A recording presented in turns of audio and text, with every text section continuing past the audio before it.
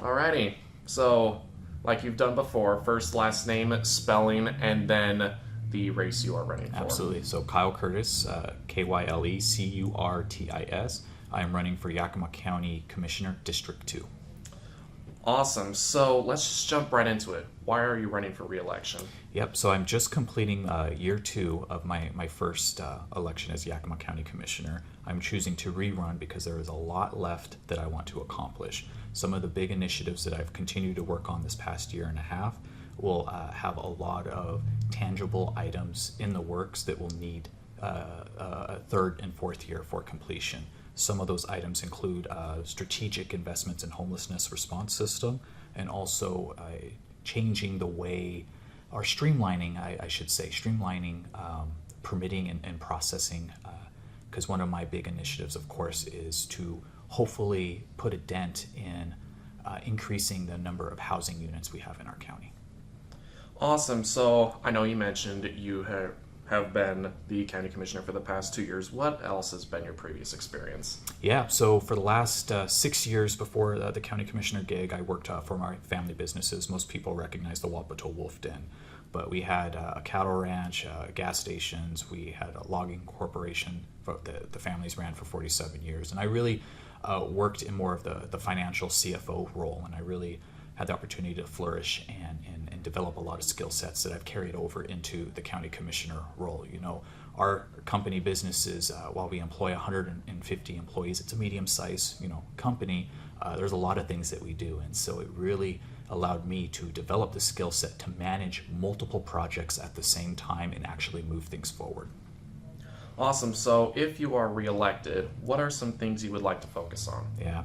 I continue to put a lot of time and energy really into three initiatives, three items. One is public safety, constantly looking at ways to make our community safer, taking a look at different revenue streams that can be looked at to help get more deputies on the streets, and also ensure that our legal system is working the way that it needs to. The second one, of course, is homelessness. Homelessness, as we've seen, year after year continues to grow.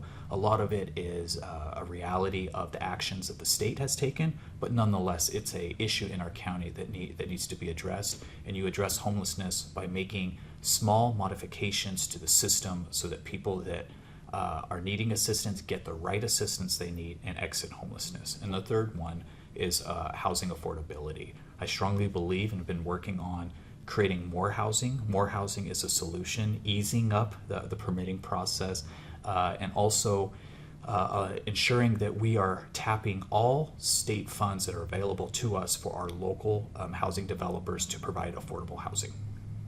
Awesome. So I know you mentioned those three things. So what would you say is the biggest issue facing Yakima County, and how do you plan to fix that? We're a big county. We're the second largest by land mass and the eighth largest by population. A lot of people don't realize that, but Yakima County is a big county. Your local government does a lot. We oversee a lot, just under 1,000 employees. I think one of the biggest challenges we continue to face in our county, of course, is water storage. Frankly, is a large project, a large issue that we will eventually need to address. And there's been a lot of good work over the last few years of hopefully moving us closer to obtaining additional water storage. The second issue that I would say, for me personally, representing the city of Yakima and Union Gap, is homelessness. Homelessness, it's visible in our community. You can't drive down the street without seeing someone who is experiencing homelessness. And while we have a lot of good positive outcomes from our homeless response system, we have to change the way we handle homelessness. And I think it goes more towards addressing the mental health and the substance use challenges that a lot of our unhoused individuals face. Awesome. So how do you plan to involve the community in decisions that you would make? Absolutely. So I serve as the commissioner that represents the commissioners at the Homeless Coalition. And so next year we will start the process, and if I'm again reelected, to develop our 5-year plan to address homelessness. And through that process, I very much plan to engage the community stakeholders at a very in-depth level. A lot of the times when you have community forums, it's government talking at you.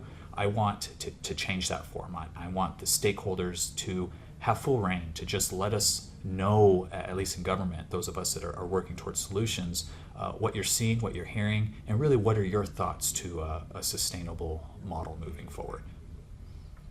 Awesome. So now your opponent in this race, Susan Soto Palmer, is running as well. So what would you say makes you more qualified than her? I think the voters will have very two unique options to entertain, to decide on. I think one of my strongest suits is my financial background, and one of the paramount roles of your county commissioner is budget. And so I tell people that 80% of my day and time is reviewing budget, understanding the programs that we fund, looking for efficiencies, because at the end of the day, I have to, on your behalf, balance the budget. And alongside that comes with the reality that we can't fund everything that's before us. We are a very poor county. We have one of the highest poverty rates out of the 39 counties. And the reason I mention that is because a solution for us is not taxing. We can't tax our way out of the revenue shortfalls that we will continuously see in local government. So as a result, you have to lean into developing your priorities. And in order to do that, I fully believe that you have to do your due diligence. You have to take time to understand the programs that we fund, the outcomes, and the needs that are there. And so that's one of my strongest suits, I think, is I'm a budget guy. I've got a finance background, but I'm not afraid to put in the long hours and the work to understand every single line item, so that when it comes down to it, when we have to, as commissioners, sit around the table and decide how we're going to make this all work on your behalf, I can make calculated decisions. I meant to ask this at the start. I completely forgot. Remind me the party you prefer. Republican. Republican. Awesome. Thank you. I believe I covered everything that I had written down. Yes, and yes. That's the questions I had written down. Nothing else is really jumping to mind. Anything else that you'd like to add? The only thing I'll add is that I've been extremely blessed and honored to serve this past year and a half as a commissioner. I think the voters put a lot of faith in me.